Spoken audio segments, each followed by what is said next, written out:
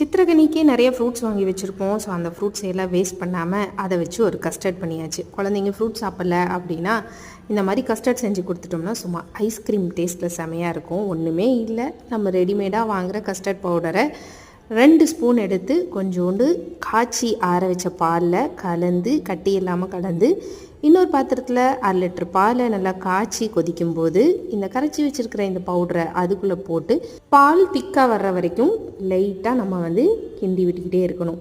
பால் நல்ல கன்சிஸ்டன்சிக்கு வர்றதுக்குள்ளே இருக்கிற ஃப்ரூட்ஸை எல்லாம் நல்லா பொடிசாக நறுக்கி வச்சு, நறுக்கினதை அந்த கஸ்டர்ட் மில்க் ஆறுற வரைக்கும் வெயிட் பண்ணி, ஆறுனதுக்கப்புறம் ஃப்ரூட்ஸ் எடுத்து உள்ளே போட்டு அதை ஒரு கிண்ணத்தில் பவுலில் போட்டு குழந்தைங்களுக்கு கொடுத்தோம், இல்லை யார் வீட்டுக்கு கெஸ்ட் வந்தாலும் அவங்களுக்கு கொடுத்தோம் அப்படின்னா செம்ம டேஸ்ட்டாக இருக்கும். சில்லுன்னு சர்வ் பண்ணால் செம்ம டேஸ்ட்டாக இருக்கும். ட்ரை பண்ணி பாருங்கள்.